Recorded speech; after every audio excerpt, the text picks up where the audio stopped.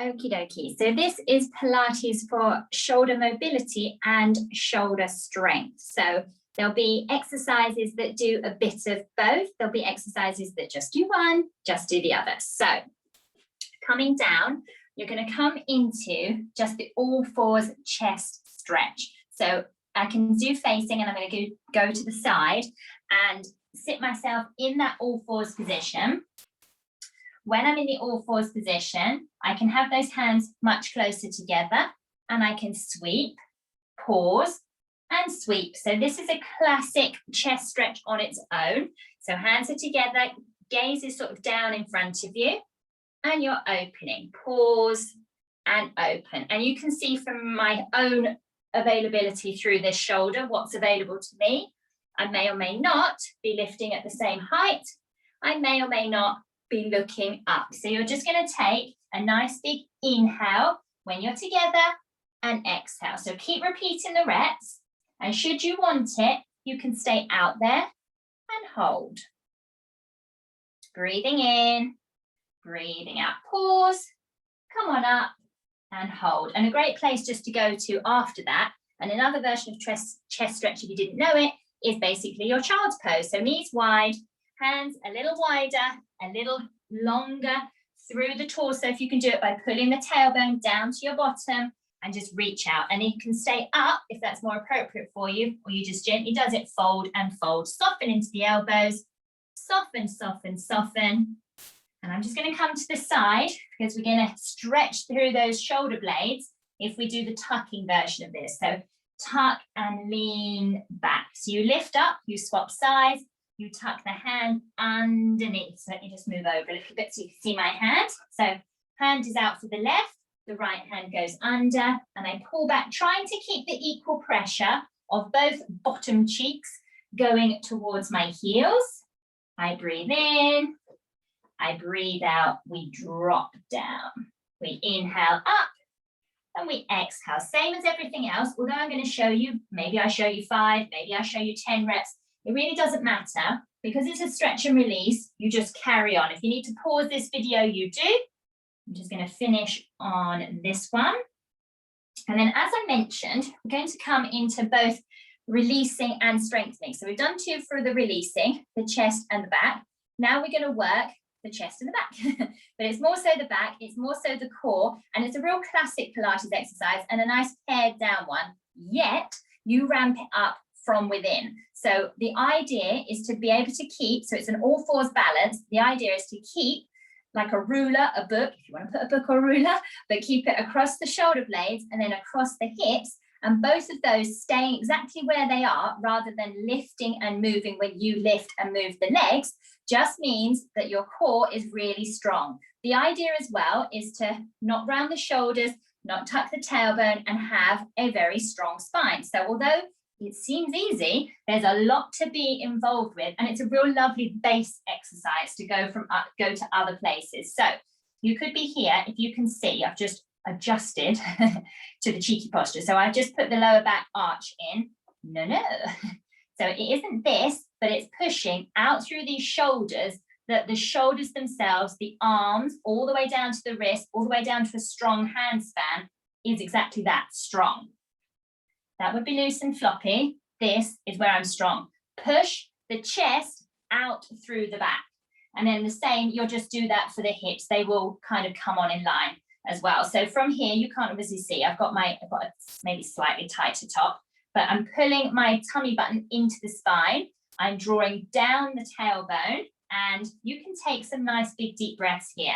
The opposite arm and leg balance is exactly that. So when you're ready, you breathe in, you take an opposite toe away from the fingertips. I still have mine on the floor. You can stay out here. Have you turned this hip out? Are you leaning to one side? Can you maintain this? And then draw yourself back. Did you see my spine move when I went to the other side? Yes, probably, but was it this? Hopefully not. So you just swap to the other side in exactly the same fashion. So let me come and do it facing you. So you breathe in to prepare. You exhale. I'm just lifting the head to look towards the camera, but you breathe in, you breathe out. You come back in, you pause, and you switch. If you have a wall, try not to kick it. So I'm going to go back around to the other side just to show you. Those are your base movements, not basic, just base. And if it's available to you, you lift and hover. It isn't kind of undulating. I'm a little fish. Undulating the spine. It's a lovely, powerful, strong movement, strong core to shift you to the other side. So here, your core is wrapping around underneath you, side and back, and then you're continuing to reach. You don't have to lift that arm up. We don't need to lift the leg, but it's a lovely, as though you've got little lights on those hips, a lovely flat back posture. Let me go ahead and swap again. So we breathe in, breathe out. I've only shown you about 3 each side. You can do 10, you could do 20, but a less is more with this one. So I would say do less repetitions, but actually get more from it. So more from the stability, more from that zipping up, more from within, more on the shoulder stability, more on the pelvic stability, and just taking your time. Breathing in and breathing out. And then if you ever want to, you just push back into a child's pose anyway, when you're done. And then so up next, we're coming again. So I would take yourself out of the position. You can always shake out those wrists. And then up next, you're coming into a hover and hold. So if you don't want to do that, you can have one leg up, you can have both legs up. You just decide where you are. So you hover because that's the core challenge, the shoulder challenge. But if you want to hover with one leg, you can see there's space underneath. You could do that. You can breathe in, breathe out. It's instability we're after. It's managing that instability that we're going to get from the core. So same again, try not to shift your weight as you tap down. You could lift and hold. But you engage the core like your life depends on it. And then we got the hover. So I tuck both toes. It's not down dog. It's not a halfway. It's literally lift and hover. So you lift and hover. Both legs are off. If you need it, you can always make fists because you had too much on these flat wrists, and you hover. You can pop the timer on. You can breathe in, breathe out for maybe just 5 breaths, whatever is going to be your challenge. But everything is flat back, everything is straight through these arms and legs, and you are hovering. Core on fire. So breathe in, breathe out, and you can gently tap down. So again, I would sit back, I would stretch the chest, I would roll behind, roll forward, roll all the way around, have a side bend. That's a nice one as well. Just loosen yourself up between an exercise. And then up next, we have, again, you can have variations on a theme. So we can have an all fours bodyweight row. Again, to if you've ever had any shoulder issues or stability isn't on your side, perhaps each day is different. You can do a kneeling version of this one, which is kneeling. Again, flat hand or fist. Sometimes I really like the fist because it lifts you up a little bit. And then what you can do is you're going to be pulling in, but you have the fingertips in front of you and do a row here. Breathe in, breathe out. No wobbly hips, nice flat back, strong, tight elbow to the body, elbow pulling you back. Breathe in, breathe out. I'm only turning my head to keep looking at the camera, so please keep your head and your gaze in front. 10s, 15s, 20, whatever you fancy, per flat hand or fist to the other side. On the exhale breath. So taking your time, reach away, pull in. Keep those hips steady, keep the back flat, keep from turning out, keep the core engaged. So you might think this is relatively straightforward, but it's a lovely preparation exercise. If you want to do that first, you can then lift up either feet together or the planted feet where they're wider. You can have a hand in the middle and you can do a row here in a plank position.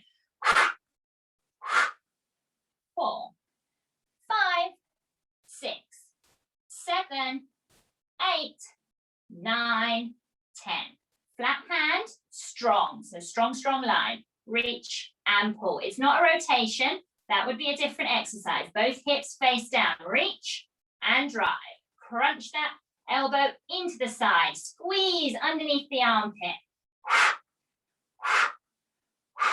And down. So That's 10s, 12s, 15s, whatever makes sense for you. Preparation on the knees, come on up to a full plank position.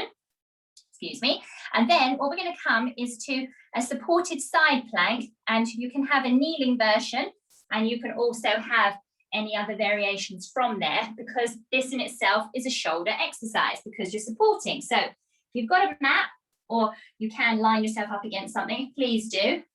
Try not to drop. It's really important to lift out. So you can stay here, knees bent. You could squeeze a cushion or a ball and actually have pelvic floor and deeper core engagement in here whilst you simply hold and breathe. You could have a leg out, breathing in,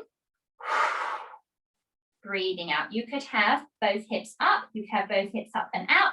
You could have both legs up and out. So decide where you are. Maybe set a timer for 10, 15, or 20, or even 30 seconds. But try not to drop the hips. This is a shoulder stabilizing exercise. It's for those obliques, and you're breathing your way through. And then I would say just swap over straight to the other side, which is exactly what I'm going to do. I'm going to come down. Supported version means that you've got more down on the mat. So if you've got those differences from one side to the other, I suggest just thinking about, because I've got the camera and I'm recording myself, I get to do these posture checks. What you can do is exactly the same. Pop yourself with me to the side and then a camera if you want to record yourself, or next to a mirror, and just check your posture, check how you're feeling. Lift up to wherever is good for you. It's never going to be this. What's that going to do? You've got to be in it to win it. So you're in a nice strong position. You could lift and lift, and you can actually do this walking out version that I've just done, because you could walk out and then walk back again. So don't have to have the top arm up. You can always have it down. For me, I personally feel it helps me to finish that line. Keep reaching to the ceiling. Lots of space between my shoulder and my neck. Breathing in, and we'll tap down. Perfect. So that was your little whistle-stop tour of shoulder stability and shoulder strength work, along with some classic abdominal exercises, so some classic abs, all rolled up into a nice little bubble for stretching and releasing. So if you've done that and you want to add a little bit more stretch and release, you can always do a classic crossbody. Same principle, lots of space between your head and your neck. Stretch your shoulder, stretch down this arm line, keep the straight arm. This can be held for much, much longer. I'm just demoing it here for the purposes of giving you options. Fingertips behind you. You can just lift the chest. This helps if you want to gently let the head go back. Don't ever drop it if you can help it. But you're going to stretch the neck, and the neck is all combined with your chest. And you can come forward and round, and then we can plant the hand and just do that nice big side bend. What you do on one side, repeat on the other, and then a little mini rotation. I'll take my hand slightly towards my foot, and then it's a bit of a hip flexor stretch and into those obliques. Lovely. And then you can always just hug and open, hug and open. Perfect. So that was your mini introduction to shoulders, both stabilizing them, strengthening them, and giving them a little release. So thanks so much for joining.